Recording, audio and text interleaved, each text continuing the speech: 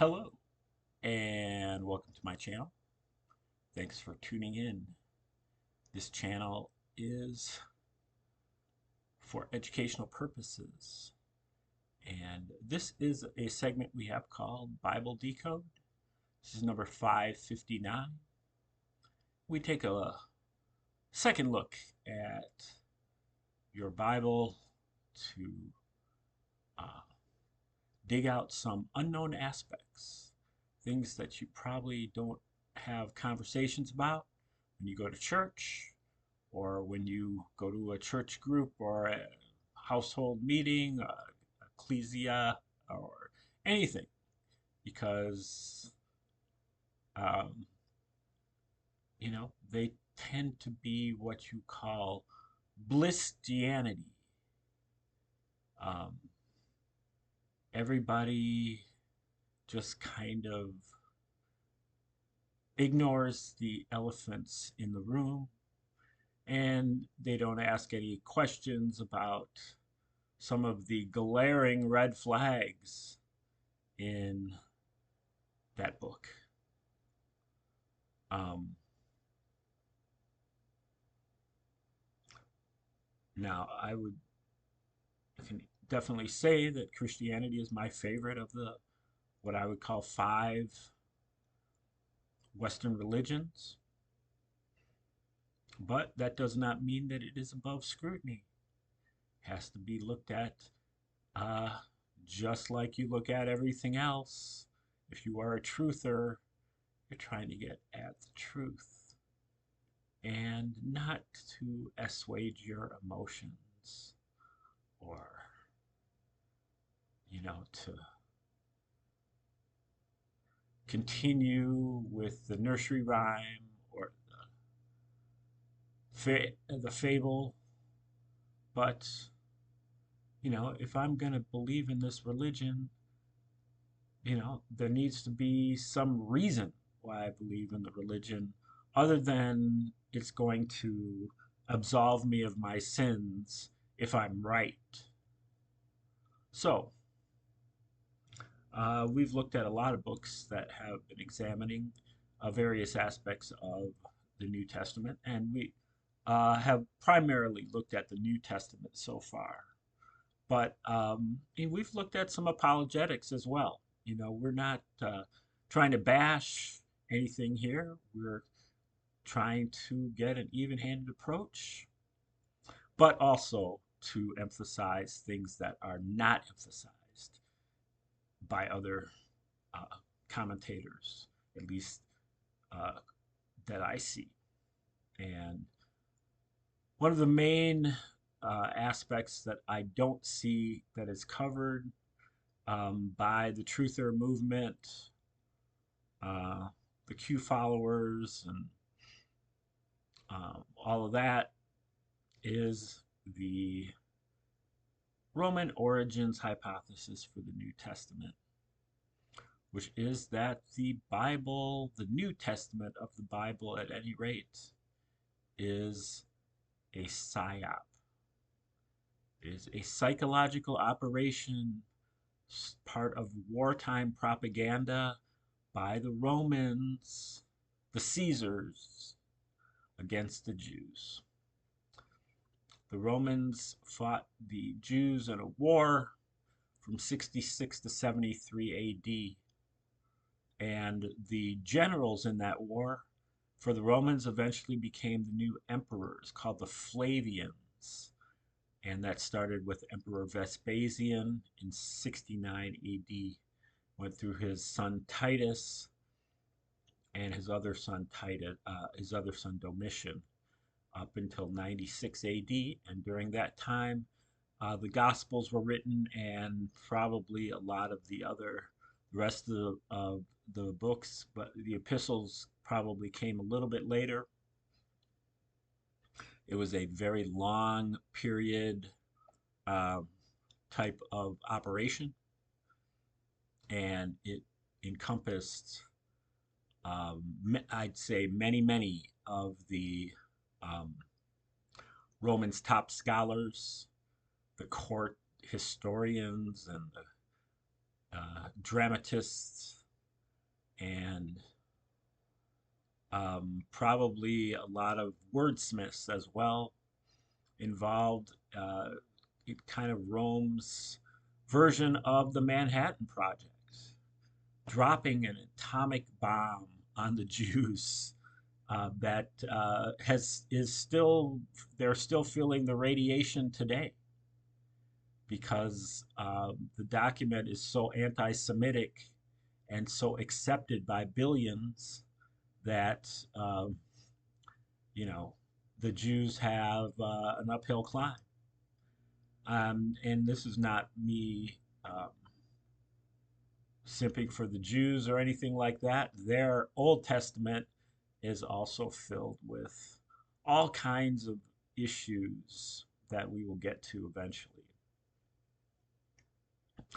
So we are looking at a book today from C.W. Fahy and James Valliant called Creating Christ, How the Romans Invented Christianity. We're about to wrap this book up. So if you're interested in going through this with us, go back about 50 episodes and, we go through half a chapter, or not even. We go through a handful of pages every day, and I make some commentary, but I just try to clarify some things and then put in my 2 cents when I think it's warranted, even though it is really 2 cents. I'm not a scholar of all this stuff. I don't read these languages, and but I am a historian, and so I kind of know and I am a truther. I know what evidence looks like, and I know what a psyop looks like, and I know what, propaganda looks like. And it looks exactly like the New Testament of the Bible. The Romans were trying to mellow out the Jews by proposing creating a Jewish Messiah who was a Prince of Peace, and by creating a Jewish Messiah who was very lax about keeping up the Jewish traditions and rituals, like the observance of the Sabbath and the circumcision and the kosher food laws and the strictures against graven images, and also creating a Jesus who was a son of God, which is something that the Jews would have never um, prophesied for their Messiah. So the Romans basically were infiltrating this Jewish concept of the Messiah to kind of steer the Jews off course a little bit so that they stopped revolting and insurrecting and uprising so often. And maybe they stopped being so xenophobic and separatist. The Romans wanted them to blend in and to be low maintenance. And Jesus was the answer, because Jesus never does anything against the Romans throughout the Gospels, and Paul never does anything against the Romans throughout the epistles. Um, and But they do plenty of things against the Jews, and so, um, but also the New Testament is filled with codes, um, hidden meanings, and enigmas, and fake names, and pseudonyms, and um, mockery, derision, and ridicule, um, pornography, and a great deal of mythology, astrology, um, numerology, shamanism.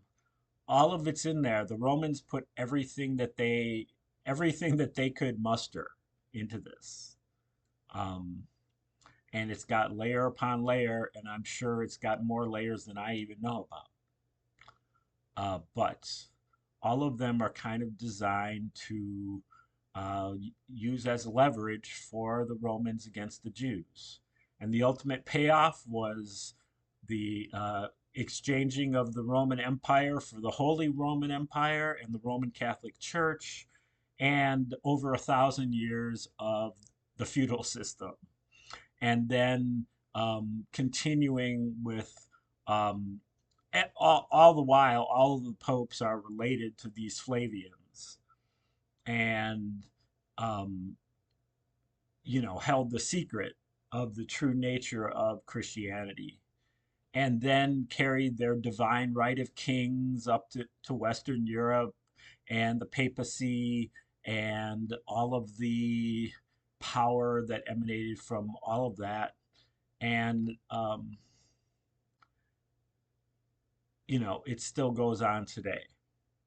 So this has been a highly successful operation that nobody seems to want to be talking about, except for C.W. Fahy and James Valliant. So let's let them uh, see if they see where they go from here.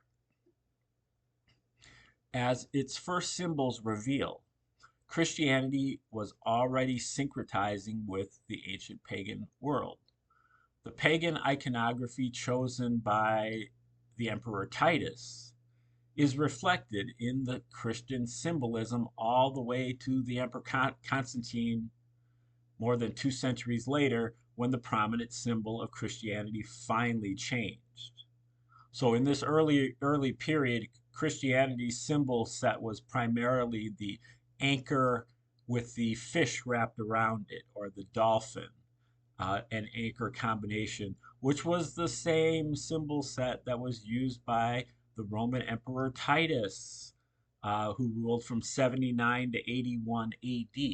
So at the very same time that Christianity was being born, they were using the same symbols as the Romans. So that's a red flag. Signaled by Constantine's famous revelation in the sky over a desperate battle that led the way to his victory, the symbol for Christianity from that point forward would shift to the cross.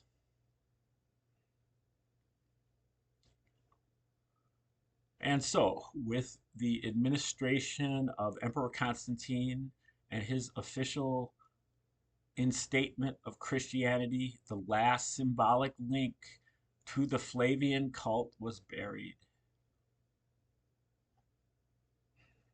So the symbol set carried on, and the Roman Catholic Church carried on, but the Flavian link to Christianity kind of was buried. So that's kind of the reason why nobody has figured this out. Although there have been like a dozen books in the last 150 years that have made this argument. This is not out of the blue. And in fact, uh, these authors say this. Uh, it would be strange to think that the Romans didn't write the New Testament, because it's exactly what they would do. It's exactly what they had done. They created a bunch of religions in the first century. So Flavian connections to Christianity became more and more awkward as time passed. By the 4th century, it became necessary to replace the old Flavian symbols entirely. Dolphins would still adorn Christian sites for some time to come, including panels at Hagia Sophia in Constantinople. Among Constantine's favorite gifts to churches were silver and gold ornaments in the shape of dolphins. But the dolphin and anchor motif coined by Titus was finally retired as Christianity was officially rebranded under the sign of the cross. None of the Flavian temples remain. Like most pagan temples, they have been ground to rubble and lost to history. And yet, though documents and monuments can be tampered with and destroyed, coins minted in the millions by the Roman propaganda machine have survived the last 19 centuries. The last links to that past, scattered and buried under layers of time, still bear witness to the truth. Yet most of the evidence has been there all along. By merely taking at face value the New Testament, Josephus, Suetonius, Tacitus, Pliny the Younger, Clement of Alexandria, Origen, Eusebius, Dio Cassius, and all the rest we have considered, we were able to predict what kind of symbol we would find on the other side of Titus's coin, and conversely, whose face whose face was behind the symbol of Jesus Christ. The witnesses from this time speak a deafening truth in unison, with no need for tortured interpretations or speculative somersaults.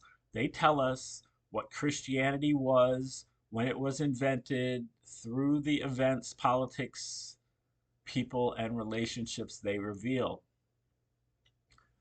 There may have lived a man named Jesus, but there remains today no historical evidence that he did. And there need not have existed such a man in order to explain everything that has been passed down to us about him. There is no part of him that is not prophesied by others or prophetic of others, and no aspect of him that is not symbolic, political, syncretized, or borrowed from other men or gods. Every single line in the New Testament can be traced to an earlier source, or mostly pagan mythology from hundreds or thousands of years earlier. There is no doubt that the Romans had a motivation to create such a convenient man god who would be scorned and mocked as a king of the Jews, while predicting a glorious return, just as Titus would in fact do. Attempting to adapt and conform the hostile Jewish religion to Roman culture would have been their standard practice. 30 years ago, while researching the origins of Christianity, the possibility of a Roman provenance for the New Testament leaped out at us when we noticed that Jesus' apocalyptic vision nearly quoted Josephus's historical account of that prophecy's fulfillment 40 years later. And, most Christians just say, oh, Jesus was a great prophet. He predicted exactly what was going to happen. He predicted it, and then you read it in Josephus, and exactly, whatever Jesus predicted is exactly quoted, in Josephus 40 years later. Or you could think that the New Testament was backdated by 40 plus years, and so it's actually talking about events that happened years ago, but not that many years ago. When we discovered that the Gospels and Josephus's accounts were written during the same period of time, the possibilities became all the more compelling. When this glaring coincidence was combined with the political implications of the Gospel's ideology, the evidence quickly implied a revolutionary hypothesis about Christianity's origin. Yet it took 3 decades of painstaking research to confirm it in ways that were ever more predictable and increasingly astonishing. As traditional assumptions about Christian origins were challenged by impossible contradictions and coincidences at every turn, we never found any solid evidence to contradict the emerging theory we were testing. Pieces of the mosaic continued to fall into place as an entirely new picture was filled in. If we were right, we assumed from the very beginning that at some point we would find a Flavian coin that would confirm our suspicions and complete that picture. We did not discover that final evidence until the very end of that long and thorough examination of the evidence, when the internet finally made the scattered catalog of Roman coinage globally accessible for the first time since the first century itself. And then the last piece fell into place. During the course of our research, the works of Robert Eisenman, Francisco Carrata, Joseph Atwill, Rosemary Sheldon, and Thys Voskuilen appeared, providing us with new details in support of the theory we were pursuing, and the reader will find in their books evidence and arguments on specialized aspects that offer further support to this revolutionary view of Christian origins. I would add, since then, also has appeared the work of Michael Menescatz, the work of Roman Piso and Abelard Reuchlin, which that work was done earlier, but hasn't been exposed until now. And Henry Davis, kind of summarizing their work. And then if you want to go back to the early 20th century, you can go back to also Cliff Carrington on the internet. But you can go back to James Ballantyne Hannay, the writers at the Encyclopedia Biblica at Oxford, both of them at Oxford, as well as Sir Ronald Syme, who kind of pieces together the shell game of names, because that's one of the main ways that the Romans did all this, is by using a plethora of fake names, pseudonyms, and describing them in their correspondences with each other. And so you have to take a piece here, a clue there, a snippet over there, to kind of add it all up to figure out who is who. Also, Bruno Bauer, who wrote at the end of the 19th century in Berlin, was the first to kind of figure out that the Flavians were using a great deal of Roman and Greek Stoicism to map out Jesus's teachings, especially that of Seneca the Younger, who was a Roman who was in on it, and he tried to propagate this new universal religion under his former student Nero, and Nero would not go for it, and so the Pisos, along with Seneca, Lucan, and others, plotted to kill Nero, and he found out about it, and um, he had Seneca executed in 65 AD, as well as most of the rest of them too, except for not Arius Piso, and he may be the key to this as the person who lived on and made it his life's mission to get this universal religion documented and put his stamp on it.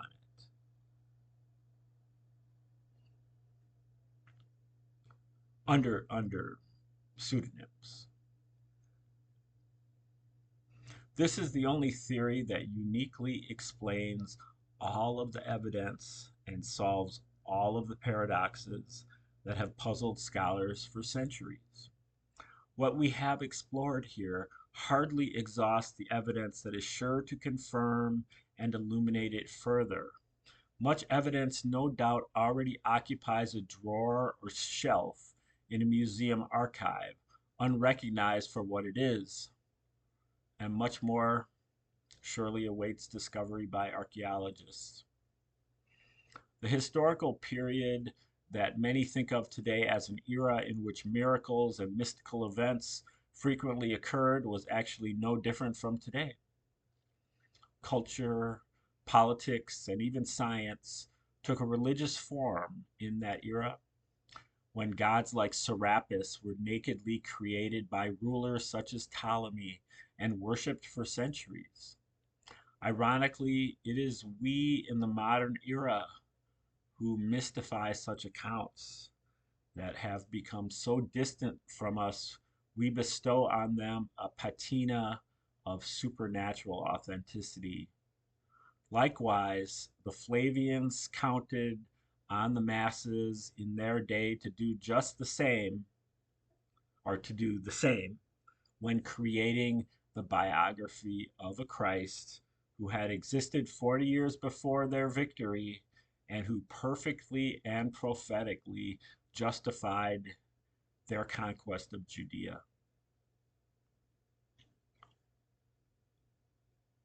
Rather than adding any validation to other religions, this revelation should serve as a powerful admonishment that all ancient religions were a product of similar human creativity at a time when religious invention was readily employed and readily accepted as a tool of statecraft and conquest, as we have seen.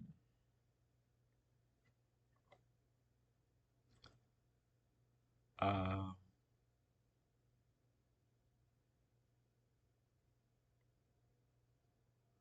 I'm a bit confused here. Uh, the book appears to have like two more pages to go, but then after the end of the book, there. Oh, I see. Okay. Okay, so we just have a couple pages to go. So let's try to wrap this up. Certainly, while everything else in our knowledge has evolved, our science, our art, our technology, our forms of government, it is only the supernatural grip of these ancient philosophical artifacts that have kept the most lofty principles guiding our lives from also evolving, freezing them in place from an era of war and tyranny. In the West, science, art, and technological innovation have been liberated from the fetters of the past. Yet, in an age when we have created nuclear weapons, in the realm of philosophy, we find ourselves still adhering to primitive agendas hatched during a distant, largely forgotten political war between what were, in fact, two forms of dictatorship. One thing we can learn from this discovery is that our spiritual insights must be allowed to evolve along with the rest of our knowledge, unhindered by ancient expediencies inherited from long bygone times. If not, in the very pursuit of heaven or paradise, we may well bring about our apocalypse. Demystifying Christianity will be seen by some as disarming Western civilization in the face of a new barbaric assault like that faced by the Romans 2,000 years ago.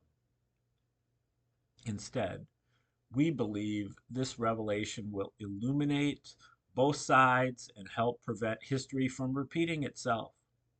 On one side of this ancient conflict was a religion of peace that bestowed divine authority upon a brutal dictator and upon centuries of kings to come in the name of order.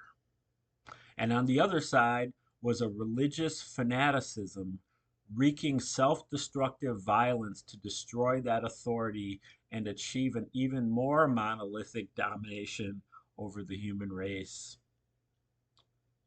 Philosophy provides powerful answers to mankind's deepest needs by providing a context for all of our knowledge and the nourishment of moral values, inspiration, and purpose. As purveyors of this vital need, religions have endured for millennia by adapting over time to accommodate different eras and cultures. Christianity has proven able to do so, resulting in sects as varied as Shakers and Mormons. Christianity is interwoven into the very fabric of Western history, from the evolution of literature encompassing Dante's Divine Comedy and Milton's Paradise Lost, to the ethical arguments over slavery in antebellum America on both sides, and the civil rights movement of the 20th century. The influence of Christianity on Western civilization is profound. However, denying that Venus was actually born of the sea foam does not diminish the beauty of Botticelli's art.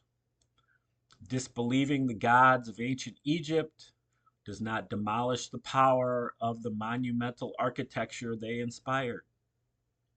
To bathe in the glow of the stained glass of the Chartres Cathedral, to be transported by the immortal beauty of Schubert's Ave Maria, or to be rendered speechless at the sight of Michelangelo's Pieta, will always be deeply moving experiences for the sensitive human being. Just as the majesty of Luxor and Abu Simbel or the dramatic skills of Homer have not been injured by the passing of religion into myth. Indeed, as we have seen, though Christianity eradicated and replaced paganism, it carried forward a veritable arc of its cardinal virtues and vices into the modern world. Whether there was a Jesus or not is still a question we cannot answer. The reality of the experience of Christianity for millions of people over thousands of years, on the other hand, is certain. What is also certain is that other faiths, now long gone, were just as devoutly followed by billions who lived and died believing them, even as many of the moral teachings behind their religious trappings continue to endure and enrich us. Okay, that's the end of Creating Christ, How the Romans Invented Christianity by James Valliant and C.W. Fahy. So tomorrow we're going to start with something else. I haven't quite figured that out yet. Might be a work of apologetics. It might be like a combined New and Old Testament kind of work. Or we might do something on the Old Testament. Or maybe I'll figure it out. It'll be a surprise. So come back tomorrow, like, share, subscribe, comment, contribute, and come back tomorrow for another episode of Bible Decode. Thanks for tuning in today, and have a great day.